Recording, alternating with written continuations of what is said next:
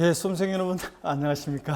자, 우리 오늘 일학경 노트 심화이론 5회차 한번 보도록 하겠습니다. 5주차 보시면은 먼저 1번 첫 번째 문제 봅니다. 지방세법상 재산세, 과세상 토지 중에서 종합합산 대상에 해당되는 것으로 옳은 거 그랬습니다. 종합합산 대상 토지를 고르래요.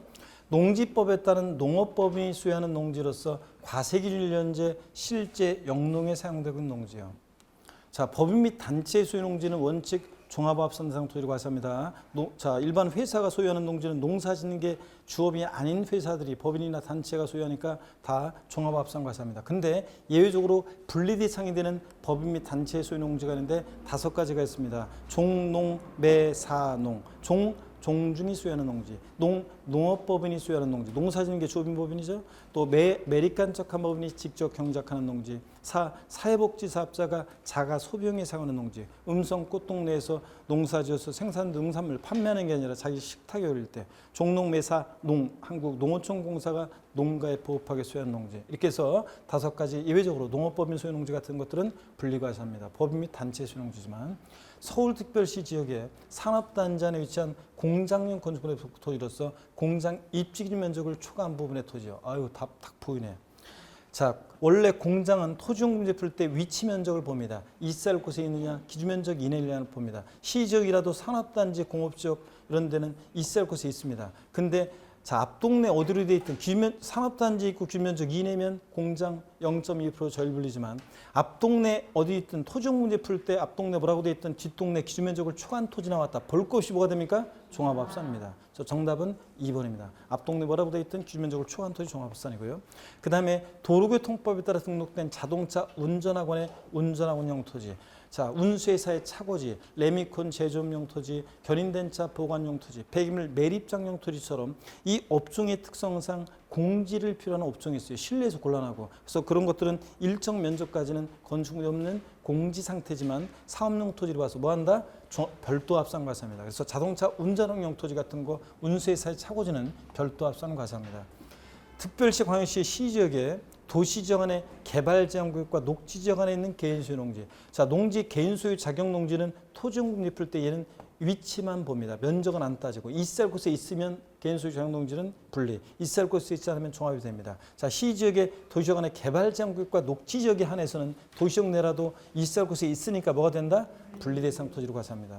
자, 그 다음에 일반 영업용 건축물의 부속 토지로서 건축물의 바닥 면적의 용도직에 따른 정비를 곱하여 산정한 면적 이내 토지요. 요거 뭡니까 여러분?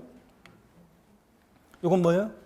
일반 건축물의 부속 토지로서 건축물 바닥 면적의 용도직에 따른 정비를 곱해서 산정한 면적이네. 일반 건축물의 부속 토지는 토지용 문제 풀 때 얘는 위치는 안 보고 면적만 봅니다. 그래서 기준면적 이내면 별도, 기준면적을 초과한 면적은 뭐가 되고? 종합입니다. 기준면적 이내니까 뭐가 됩니까? 별도입니다. 자, 이렇게 해서 토지용 문제 푸는 것. 자세한 토지용 구분 문제를 알고 싶으면, 쉽게 풀 수 있는 방법을 알고 싶으면 제 본 강의에 그 재산세 토지용 구분을 꼭 들으시면 되겠습니다. 자, 여러분 봅니다. 그래서 2번이었고요. 앞동네 뭐라고 되어 있던 기준면적을 초과한 토지는 볼 것이 종합합산입니다. 자, 그 다음에 또 문제 봅니다. 다음은 재산세 납세무자에 대한 내용이다. 옳은 거 그랬습니다. 1번 과세기준일 현재 재산세 과세상 물건의 소유권이 양도 양수된 경우에는 양도인을 해당 연도 납세무자란다. 그래요?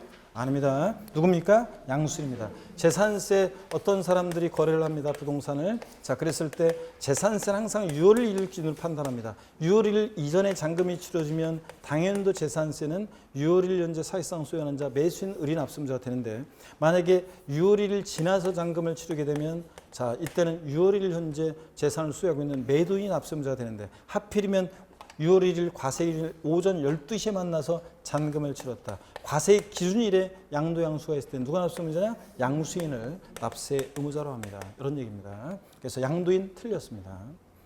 과세기준일 이전에 건축물이 멸실됐다면 과세기준일 현재 소유권이 없으나 그 멸실일까지 보유분에 대한 재산세 납세의무는 부담하게 된다. 그렇습니까? 항상 재산세는 이게 대상이 되는 물건인지 납세무자는 누가 되는지 이런 것들을 언제 기준으로 판단해요? 과세기준이래요. 자, 어떤 건축물이 있는데 이게 2020년 5월 만약에 20일 날 폭삭 멸실해서 건축물로서의 재산적 가치를 상실했다. 당해연도 재산세 대상이 되느냐를 판단할 때 언제 기준으로 판단해요? 6월 1일. 6월 1일 봤더니 얘는 있어요 없어요? 없으면 이거는 재산세 대상이 아닌 겁니다.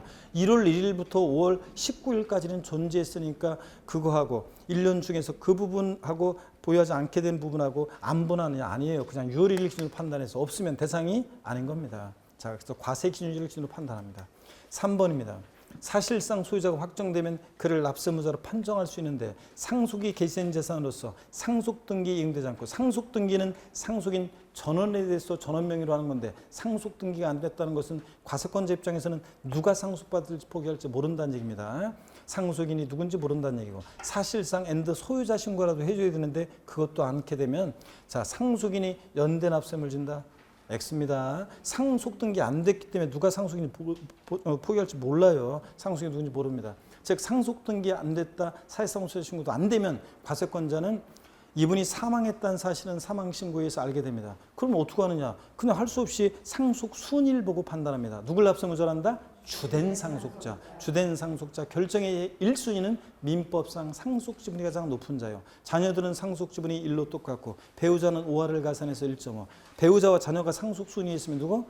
배우자, 주된 상속자가 됩니다. 근데 상속지분이 가장 높은 자가 2인 이상이다. 배우자가 2명 이상일 리는 없겠고 자녀들이 있을 때 상속지분이 똑같으니까 상속지분이 가장 높은 자가 2인 이상일 때 누구를 주된 상속자로 한다? 연장자, 나이가 제일 많은 사람을 주된 상속자로 합니다. 하여튼 이런 경우에 상속등기도 안 되고 사실상 소유자 신고도 안 되면 주된 상속자지 상속인 연대서 아닙니다.